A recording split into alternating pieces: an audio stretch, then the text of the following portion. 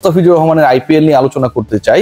16ই December নির্ধারিত হবে IPL এ মিনি অকশনে বাংলাদেশি পেসার হটকেক মুস্তাফিজুর রহমান দল পাচ্ছেন কিনা এবং কোন দলে তিনি যাচ্ছেন। সর্বোচ্চ ভিত্তিমূল্যের যে 45 জন ক্রিকেটার রয়েছেন সেই ভিত্তিমূল্যের 45 জন ক্রিকেটারের 43 জন বিদেশি, তার মধ্যে মুস্তাফিজ রয়েছেন এবং মুস্তাফিজের এবারে দল পাওয়ার সম্ভাবনা, তার প্রাইসটা গেলবারের থেকেও বেশি হয়ে যেতে পারে সেই সম্ভাবনা এবং ট্যাগলাইনে যেটা দেখছেন যে আইপিএল এবার নতুন দলে মুস্তাফিজ খেলতে যাচ্ছেন সেই আলোচনাটা করছি এবং যথেষ্ট যৌক্তিক এবং সঙ্গত কারণে এই আলোচনাটা এই মুহূর্তে করতে হচ্ছে। কারণ আপনারা সবাই জানেন যে আগামীকাল যে 1355 জন বিদেশি ক্রিকেটার রেজিস্ট্রেশন করেছে সেই লিস্টটা ছাটকাট হয়ে যাবে, কাটছাট হয়ে যাবে এবং সেখান থেকে আসলে সংখ্যাটা কমে আসবে ক্রিকেটারদের। বাট মুস্তাফিজুর রহমান যে আসলে শর্ট লিস্টের মধ্যেও থাকবেন, আবুধাবির নিলামে তিনি উঠবেন, এটা নিয়ে কোনো ধরনের ডাউট নেই।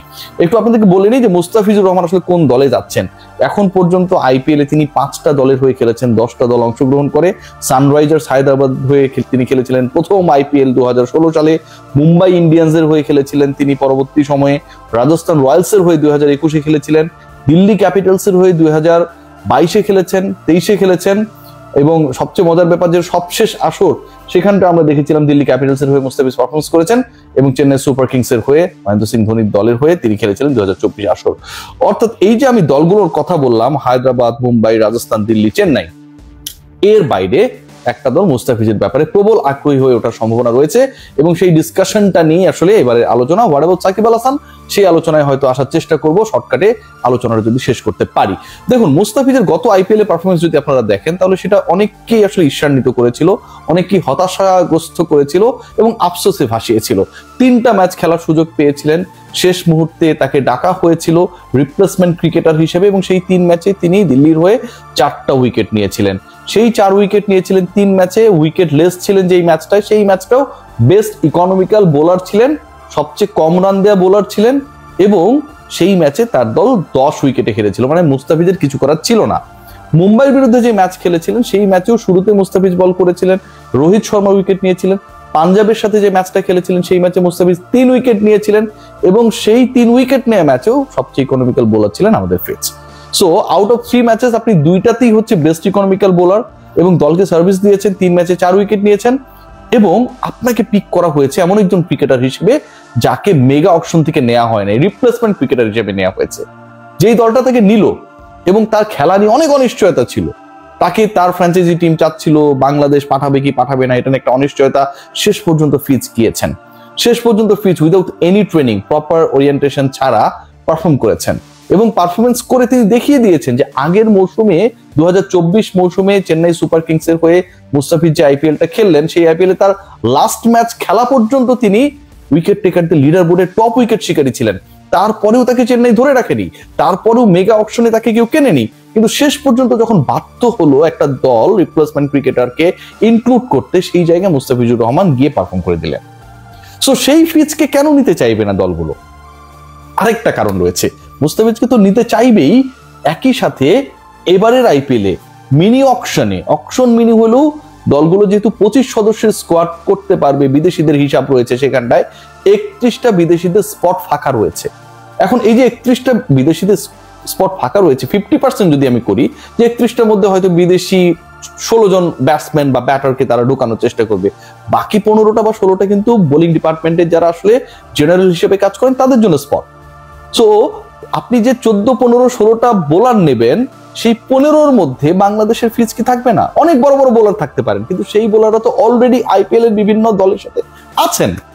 অকশনে ওঠা বোলার যারা, পেসার যারা স্পেশালি, সেই অকশনে ওঠা পেসারদের ক্ষেত্রে যদি 31 বিদেশির মধ্য থেকে 15 জন বিদেশি পেস বোলিং ডিপার্টমেন্টের হয় বা বোলার হয়, ডেফিনেটলি মুস্তাফিজ সেখানটায় খুব ভালোভাবে থাকবেন। 5 জন হলেও মুস্তাফিজ থাকবেন according to the performance of last 2 season. নতুন যেই দলটায় মুস্তাফিজ খেলতে পারেন বা খেলতে যাচ্ছেন সেই দলটাও খুব interesting, Kolkata Knight Riders. Why I am discussing about Kolkata Knight Riders? তিনি চেন্নাইয়ের হয়ে খেলেছেন, তিনি মুম্বাইয়ের হয়ে খেলেছেন, তিনি দিল্লির হয়ে খেলেছেন। মুস্তাফিজের যে আইপিএল ক্যারিয়ার সেটা যথেষ্ট বর্ণিল দেন সাকিব আল হাসান, কিন্তু কলকাতা নাইট রাইডার্স তার ব্যাপারে আগ্রহী হয়ে ওঠার সবচেয়ে বড় কারণ যে এই যে ক্রিকেটারদেরকে আপনি কিনবেন, যে অকশনটা হচ্ছে আবুধাবিতে, সেখানটায় অর্থের দিক থেকে, ক্রয় ক্ষমতার দিক থেকে টাকাওয়ালা এই হিসাব যদি করি সবচেয়ে এগিয়ে রয়েছে কলকাতা নাইট রাইডার্স। শাহরুখ খানের দল, তাদের ঝুলিতে রয়েছে ক্রিকেটার ছেড়ে দেবার হিসাব অনুযায়ী একটা দল কত টাকা খরচ করতে পারবে সেটা নির্ধারিত হয়। সো কলকাতা নাইট রাইডার্স এর পকেটে এখনো রয়েছে প্রায় 65 কোটি রুপি, 65 crore রুপিস।